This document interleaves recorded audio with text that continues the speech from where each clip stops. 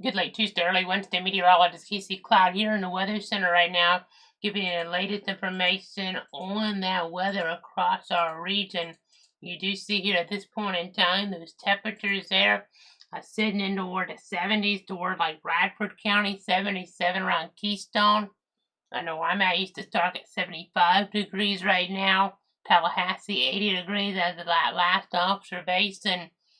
You can kind of get an idea of just some of those readings, the local variability. Like you see there in Columbia County at 73 degrees. So just trying to let you know exactly what is going on there in terms of everything, and letting you know here just those latest details.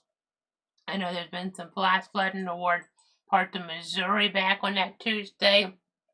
Still a flash flood warning in effect right now.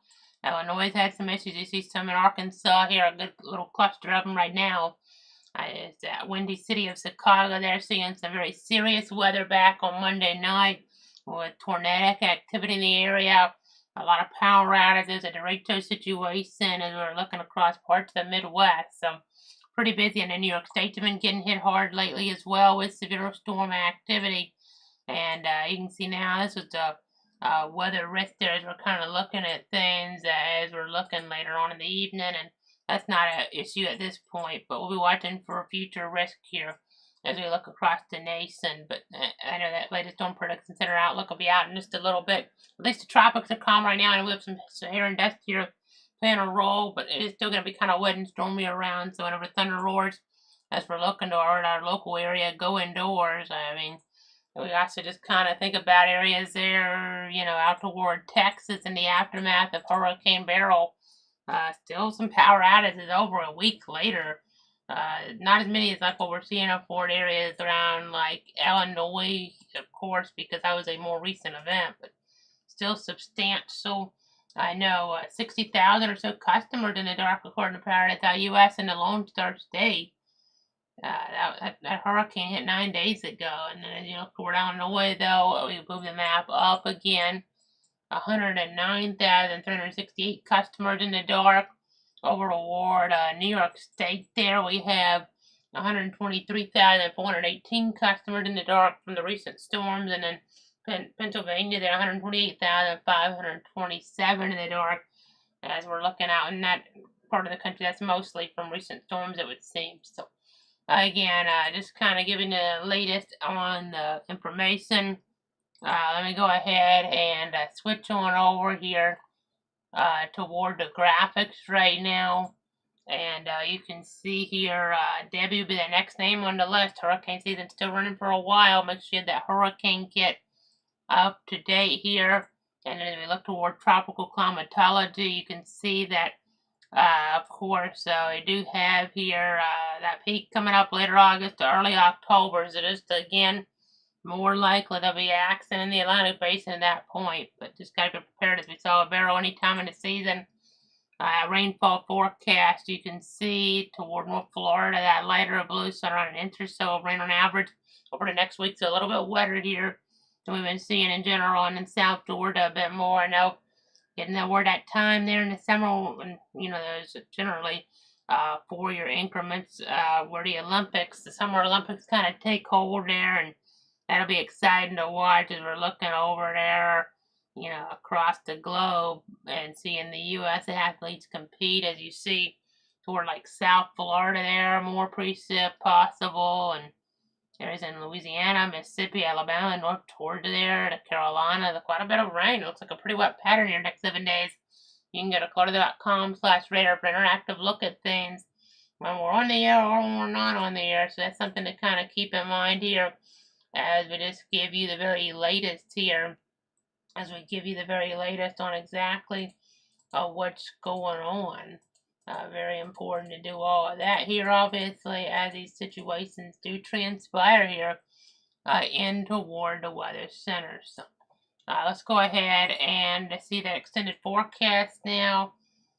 Seeing those 7 days there on that screen.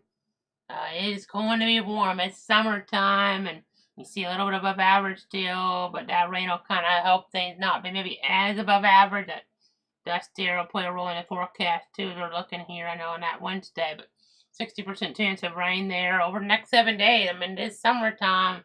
Gotta watch out for those rogue storms with that rogue tornado warning in Glenn County, Georgia.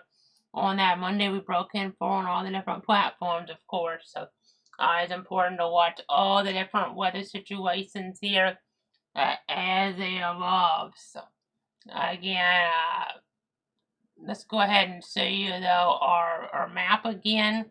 And just real quick, I do want to break away from weather here, just to, as you're looking at the state of Pennsylvania here, extend my thoughts and prayers to all the innocent victims there in that assassination attempt of Donald Trump there on Saturday.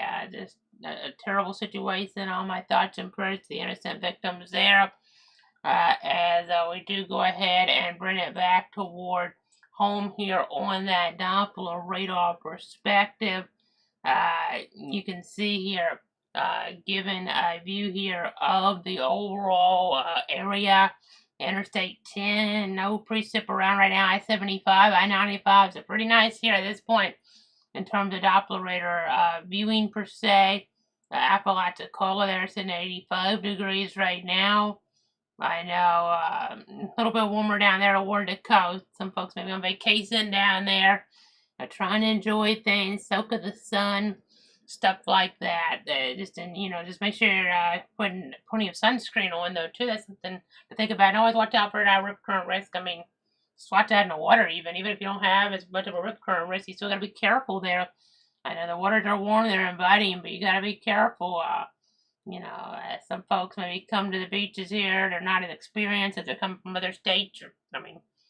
Some folks don't even, maybe go to the beach as much even from around here. And you just got to be careful overall. Make sure you're being extra, careful, watchful with the water because you could find yourself pretty far out there pretty quick.